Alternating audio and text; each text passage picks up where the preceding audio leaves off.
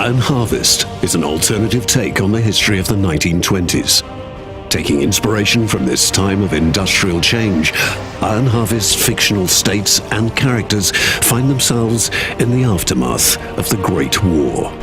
Huge diesel-fueled machines, invented to serve humanity, have only lifted warfare to another level, and mankind has had to realize that the war that was supposed to end all wars has ended nothing.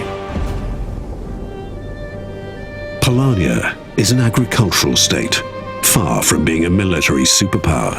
It found itself invaded by the massive military forces of its neighbors, Saxony and Rusviet. Occupied by both, the Polanian government settled for an unfavorable armistice, leaving its population nearly defenseless.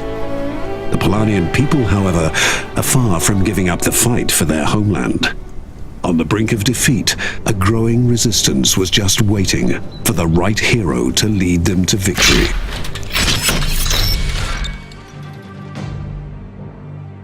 The Polanian rebels are split into several resistance cells and are fighting an unconventional war against the heavily armed forces occupying their homelands. This leads to very special troop characteristics. The Polanian mech lineup shows significant differences compared to the enemy troops. Having neither the technology to equip them with superior weaponry nor the necessary resources to give them heavy armor, the Polanian troops specialized in speed when entering the battlefield. With its long legs and relatively light frame, the PZM-7 Smiley is one of the quickest mechs in the game. Whilst reconnaissance is the first and foremost aspect of this unit, it is equipped with a high-range cannon, perfect for taking out damaged enemy units from afar.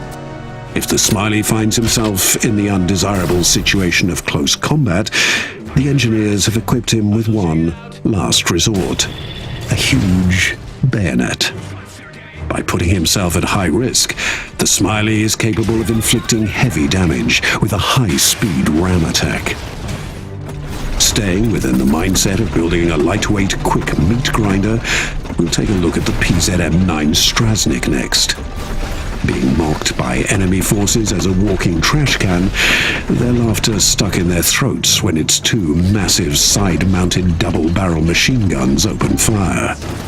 Being able to move and fire at the same time makes the Strasnik the predestined anti-infantry weapon of the Polanian army.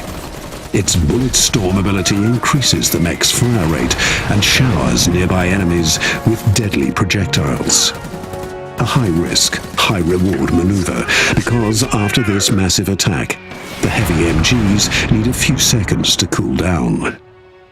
Unmatched in its unique combination of speed and heavy armor is the latest stroke of genius of the Polanian engineers, the PZM-16 Soth. This troop carrier does not sacrifice speed to vulnerability and is as fast moving backwards as it is forwards. The infantry it is carrying makes it a powerhouse against enemy infantry or armored units. Equipped with a roof-mounted 360-degree mortar, it inflicts damage on a wide radius around it. Even more so when it switches to stationary mode and boosts its defenses and combat strength. But sometimes it's not the heavy-stomping, devastating, raw power of a war machine that's the right man for the job. They call her the Polanian Joan of Arc, Anna, a young Polanian freedom fighter.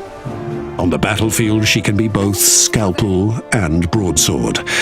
With her long-range sniper rifle, she can take out enemy infantry units one by one, or as a group, using piercing ammo. If the enemy soldiers get too close, her pet bear Wojtek will rip them apart. The situation is bad, and is about to get even worse for the Polanian people. The Polanian resistance is fighting a more and more hopeless fight. Their only hope is peace. But there are hidden powers trying to refuel the conflict and